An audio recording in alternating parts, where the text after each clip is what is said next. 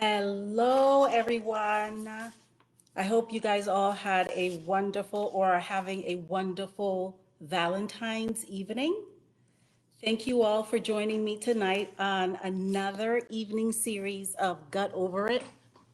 Let me just move this a little bit. My name is Dr. Vivian Asamoah. I'm a gastroenterologist and functional medicine provider in Katy, Texas.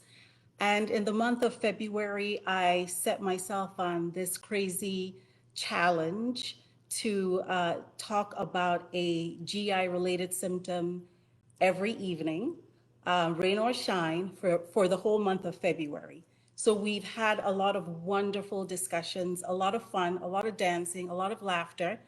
And tonight I thought it was important to go with something easy, but as I kind of dug into it, I realized that this topic is actually not as simple as one would think. So I thank you guys all for being here tonight. Thank you so much for logging in tonight. If you're listening to this live, go ahead and leave a like, share some love, leave a comment, ask questions.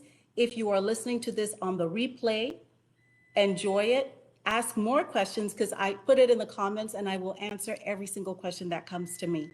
So I know this topic is important to many. It's important to me because I have reflux disease and I've had reflux disease for many, many years and was taking an acid blocker medication, Nexium, for many, many years. And I stopped taking Nexium probably about 5 years ago, 5 to 6 years ago, when I actually discovered the world of functional medicine and integrative medicine.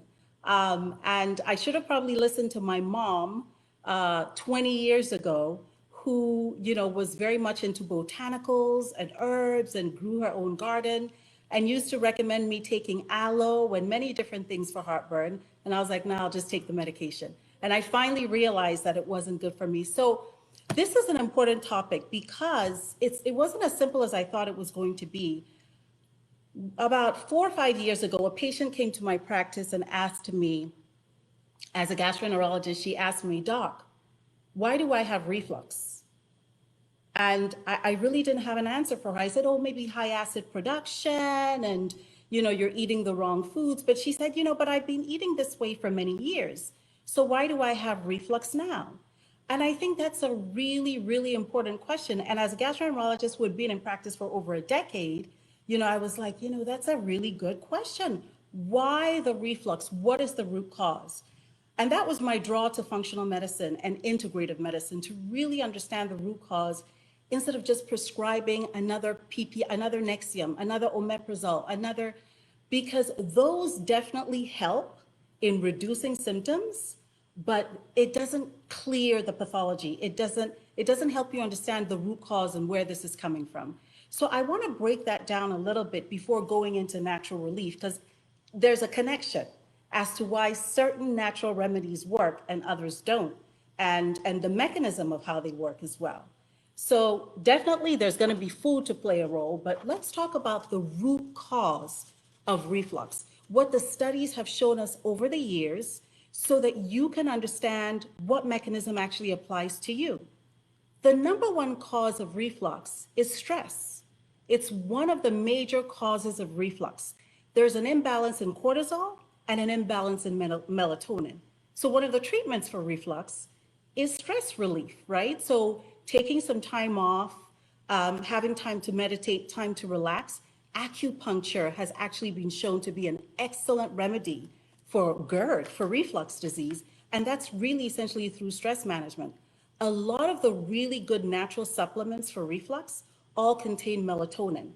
So there's an issue with sleep, right? And so there's an imbalance in the melatonin levels, and that for sure is definitely one of the number one causes of reflux. Number two, there's a motility issue, right? So it's not just always acid. There's a problem with the way the stomach moves, the way the food pipe clears. So we call that esophageal clearance, and the way the stomach actually gets stuff out of it, right? And so motility, when things don't clear well, what's going to happen? It's just going to linger here. And when the stomach doesn't empty well, that's going to be a problem too. That is another cause for reflux, gut motility issues. So nice to see you guys on tonight. Really, really glad you could join us. Please put in some questions for me because this is a really, really interesting topic. And so let's keep digging in. We talked about stress, we talked about motility, we'll talk about acid because yes, some people are high acid producers, but when you look at the literature, it's only 30% of people who have reflux that have high acid production, right? And so that's why sometimes you keep getting the Nexium or omeprazole and it doesn't work. Because there's another type of reflux called bile reflux. So this is bile coming from the gallbladder, from the small intestine, refluxing back into the stomach. And bile reflux is one of the hardest types of reflux to treat. Obesity, so when you gain weight, even 10 pounds, 15 pounds, it affects the way the stomach empties, and that's another root cause of reflux. And then finally, a poor diet. Lots of processed foods, not organic, right? Eating lots of sauces like ketchup, Chick-fil-A, Polynesian sauce, things like that will trigger reflux formation, right? So there are many, many causes, but one of the main one is absolutely stress. And when you actually break it down, if you have issues with saliva production, because saliva is alkaline, remember, saliva's got a pH of 7. It's the opposite of acid. But if you can't make a lot of saliva, that can cause reflux. So we know people who have some autoimmune diseases who can't make saliva have a lot of reflux issues. Again, if you can't clear the esophagus or the stomach, reflux prone. If your stomach doesn't empty well, you're going to be reflux prone. We always hear about that valve, right? That's what GI doctors always say, oh, your valve is not working, the lower esophageal sphincter. It's one cause of many. And if they go in there and they see that the valve, how do they know the valve isn't working? Well, we'll get into that, what questions to ask your doctor. But of course, it can be low pressure in that lower esophageal sphincter. You have the food pipe, you have the stomach. There's a trap door in between. And if that trap door is weak, it stays open, reflux will happen, right? So that's one cause that we hear about all the time. Hypersecretion of acid, right? So people who produce a lot of gastrin, I talked about this last night, who produce a lot of acid, but again, it's a very small population. So a lot of the times I caught myself saying to patients, well, it's because you're hyperproducing acid. False. It's not at all true. It's not because of hypersecretion of acid in most people, right? And then finally, one big question is, so these are all the mechanisms. We talked about root cause, we talked about mechanisms. So when you go see a GI doctor and you're like, I have reflux and I can't get off the PPI, doc, why? I can't get off it. And the doctor says, well, let's do an endoscopy. This is what happens with endoscopy, all right? You didn't eat the night before. You were really good probably for a couple days before coming in. You did the procedure, you're asleep, right? You're not swallowing anything, so we don't see any dynamic movement of anything, right? Your valve is there, but the doctor just says, yes, I see the valve. Maybe it looked a bit weak, maybe it didn't. They can't really tell. And they go in and said, everything looks fine, but you have reflux. How do they know that everything looked fine, right? How do they know? Or they may say, oh, you had a little bit of acid in your stomach, it was a little bit red. It's not a firm diagnosis. So this is the thing. If you've been suffering from reflux for a long time and you're taking these PPIs and you hate taking them and you're trying to get to root cause, when you go see your GI doctor, ask them, how are you going to measure whether this is reflux, acid reflux or not? And there's a test called the Bravo capsule. And that is the test that you want your doctor to do, because most of the time, when we go in and do an upper endoscopy in someone who has reflux, we see nothing. 70% of the time, it looks normal. It doesn't confirm any diagnosis. And that's what we call non-erosive reflux disease, otherwise known as NERD. I promise, I'm not making it up. It is called NERD, non-erosive reflux disease. This is when you do the endoscopy and you see nothing. It all just looks perfect, right? But your doctor still comes out and says you have reflux. Is this really true? But when you go in and you actually see inflammation in the food pipe, erosions and ulcers, that's usually related to acid. So when we go in and we see erosions in the ulcers, we give the Nexium, we give the omeprazole, we give the PPI. But if we go in, 70% of the time, that's not it. We got to go to root cause. And so that's why at our practice, when we do an endoscopy, we really want to apply that Bravo capsule, because what the Bravo capsule does is that it measures your acidity over about 48 to 96 hours. So it helps you figure out exactly what is going on, okay? So this is really, really, really important. identifying the root cause is extremely important, even when it comes to natural remedies, and we'll talk about it. We'll talk about natural remedies. I'm sure a lot of people have heard about apple cider vinegar. It helps. And it helps because it actually helps promote motility, right? We want to clear that esophagus and we want things to move. So you'll see a lot of natural remedies are actually just pro-motility agents. Examples, if anyone knows any examples, please type it in. But what I read was apple cider vinegar, and you want to do maybe like 1 to 2 tablespoons, mix it with about 4 to 6 ounces of water, drink that with eating, with every meal, because it stimulates the whole gut to work better and promotes everything going down and not refluxing up. The same can be said for Swedish bitters, if you know Swedish bitters. The same can also be said for things like ginger. These are pro-motility agents that actually help push things downward, and that helps with the reflux. So, I mean, we talked about all the stress and things that must be avoided, acupuncture, melatonin, and then we're talking about natural relief for reflux. We've talked about pro-motility agents, right, that help promote the movement of food downwards. But when the food actually gets into the stomach, if there is acid, then you want to counteract the acid with something like baking soda. So it works. It's a sodium bicarbonate, and it balances out and neutralizes the acid in the stomach. So it definitely works, right? What else did I read about in terms of natural relief? Aloe vera. So these are aloe vera and zinc L-carnosine. You may have heard about these. These are natural emulsions. So they create like an emulsion, almost like they lubricate the stomach, right? They gelatinize it so that the acid doesn't cause that irritation, right? So we've talked about a couple of different things here. I want to add to that. So a good example of a medication that is out there that's a natural emulsion that you can take when you have acid reflux is Gaviscon Advance. It's actually an alginate. It's a seaweed alginate, right, that coats the lining of the stomach. And this works exceptionally well in patients, if you haven't heard of it.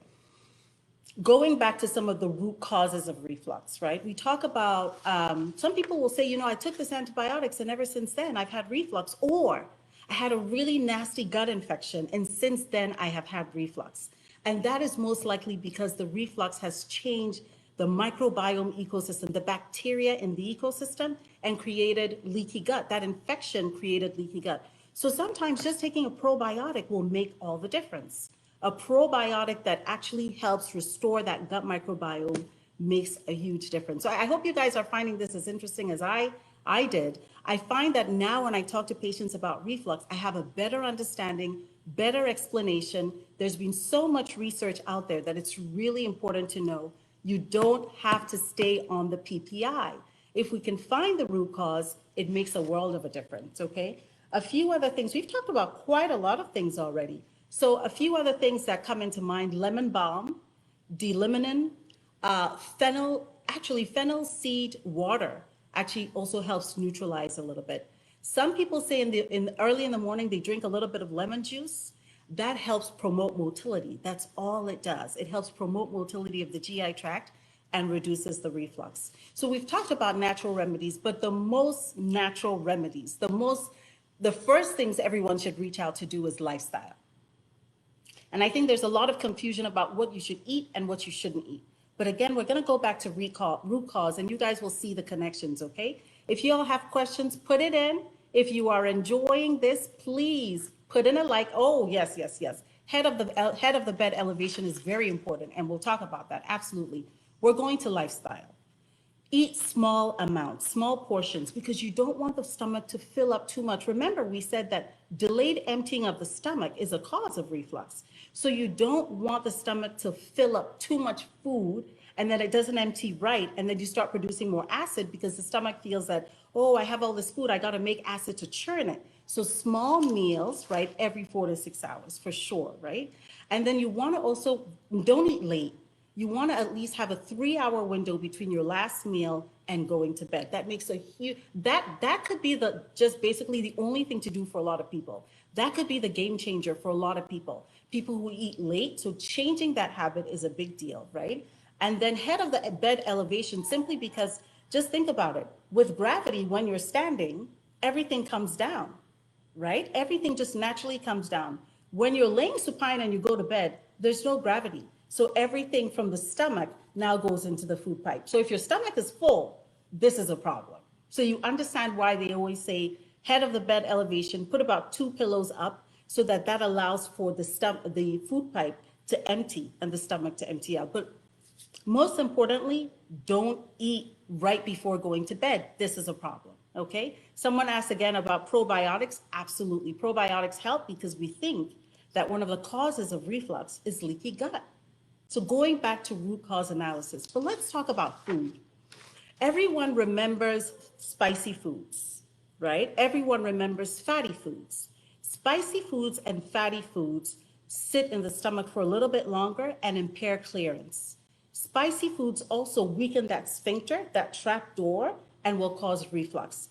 Couple things that weaken that sphincter naturally: chocolate, coffee, smoking, spicy foods. All of those things, peppermint. We don't think about it, but sometimes you go somewhere to eat and they give you peppermint tea. If you have reflux, don't take it.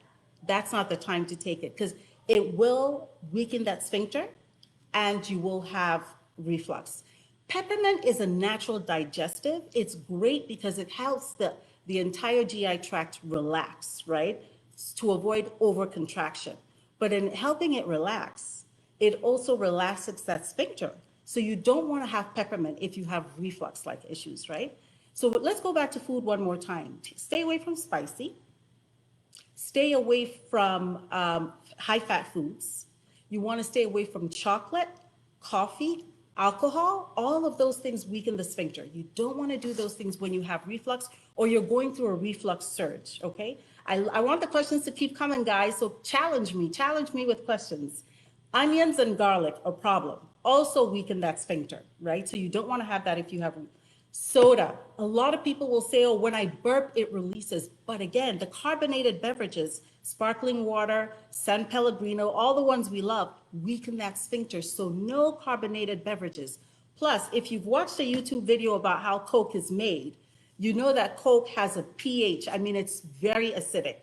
The Coke has a pH of like 2. I mean, it's pretty much acid. When you drink soda like Coke, you're drinking acid. I mean, I'm not joking. You are drinking acid. So of course, it's going to create reflux. That's a no-brainer, right? I have patients coming to me and say, I have reflux and I drink Dr. Pepper. I just have like 2 Dr. Peppers a day. You can't. It is going to cause reflux, normal. And when you stop that Dr. Pepper, it may go away. So that is definitely a big cause. We've talked about a lot of things, guys. Let me see if there's anything. Milk causes reflux, right? Especially if you know, people were like, oh, let's just some milk and cookies. Imagine milk and cookies, guys. Milk, you've got the high fat, right? High sugar.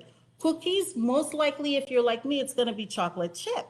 So you've got the chocolate component there and you've got the high fat. So that's going to definitely trigger reflux, especially if you're having it late at night before going to bed. So something to think about. And then salty foods is what I learned about, right? There's a lot of data and a lot of literature coming out right now about high carbohydrate foods causing reflux. It's most likely because a lot of the high carbohydrate foods we're eating are refined and processed. And so when you look at reflux protocols or books out there like How to Beat Reflux, a lot of them actually recommend going to a low carb diet, avoiding the spicy foods, avoiding the high fat foods, almost doing a semi-elimination diet, and that helps a lot. So we've talked about a lot of things. We've talked about root cause. I hope this was some good information for you guys. You must always ask your GI doctor, hey, why do I have reflux disease? Here what the answer is going to be. It can't always be your high acid producer.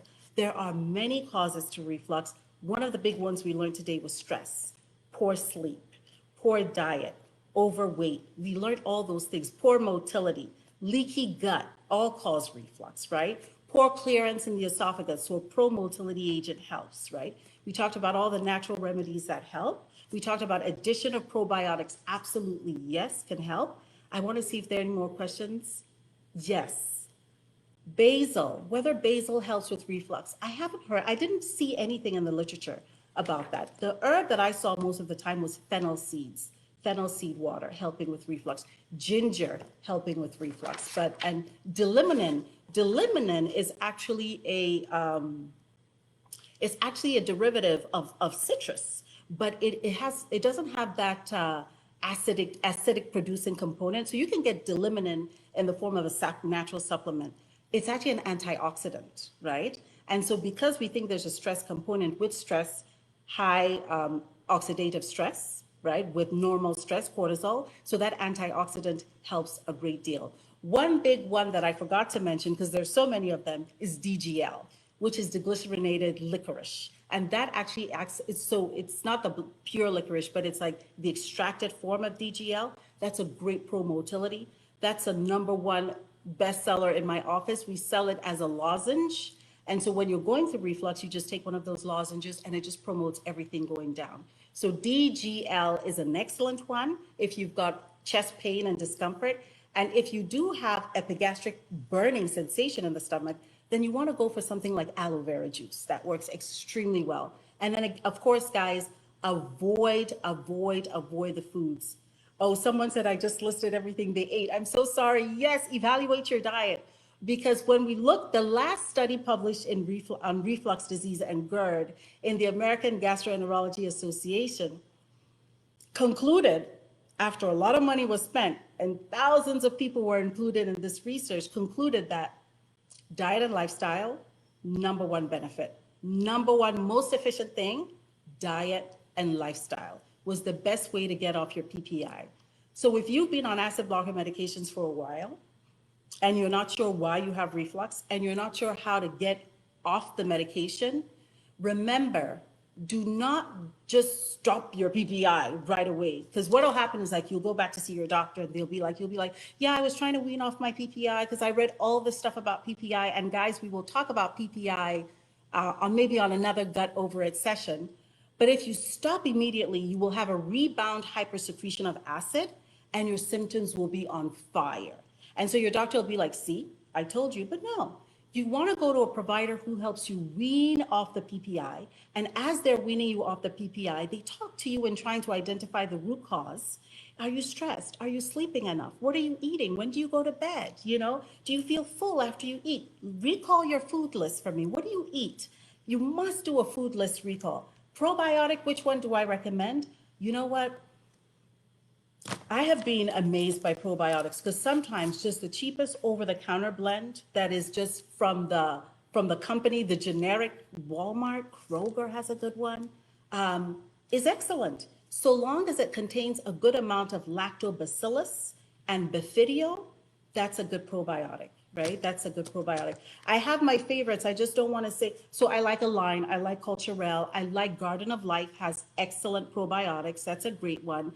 I get my probiotics from Fullscripts, which is a great supplement company that's super clean. I like anything with bifidio and anything with lactobacillus. I think that gives a really nice, diverse strain. Aloe vera juice, yes. Homemade, if you can, even better. But there's great aloe vera juice. I'll give you guys a tip. There's some great aloe vera juice if you guys have an Aldi close to you, because a lot of the Aldi products come from Europe.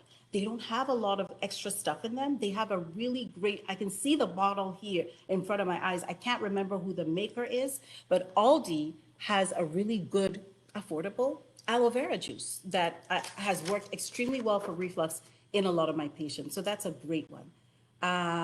Any other questions for me? I hope this was useful. Online where we can give this information. I probably should create my own online GERD a handout for patients, because over the years, I've learned so much about why someone has reflux, what mechanism is going about it. I prefer to do an endoscopy with a Bravo capsule, especially when my patient says they're trying to get off the acid blocker medication. And maybe I've done an endoscopy and they're a NERD patient, non-erosive reflux disease patient. Then at least I give all of these things a shot, all these natural remedies a shot, before going straight to a PPI. Absolutely, before going to a PPI. I hope this was helpful, guys. I saw quite a few questions. One about Fullscripts, that's an online supplement store that has very high-end, good quality supplements. If anyone has any grandma remedies to share, please go ahead and type it in the comments. And I'll tell you that my mom always told me, don't eat late at night, stop drinking alcohol in the evenings. I was 20 something around that time, and drink some aloe vera juice. And had I listened to her years ago, I'd have probably known more about all of this before even being a gastroenterologist. So I have aloe vera juice in my house. And once I stopped the PPIs, I've never actually had to go back. I have never gone back to use a PPI again. And I do have a small hiatal hernia. So even with a hiatal hernia, you can still control your symptoms pretty well. All right, guys, this was Gut Over It. This was a great session for me. You guys should replay this. A lot of great information I shared. I actually did a lot of research just before coming on tonight as well. So share this with friends and family who have reflux disease. Do not take a PPI unless you absolutely need one. And I'm talking about people who have ulcers, erosions, perhaps a history of Barrett's esophagus, family history of esophageal cancer. At that point, it's important to weigh the risk versus the benefit of the drug. But I think 70% of patients do not need to be on these PPIs.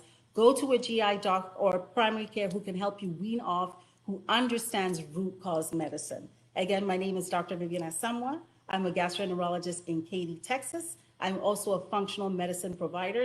I got GERD, but no more. Bye, guys. Happy Valentine's. Happy Valentine's, everyone. Bye-bye.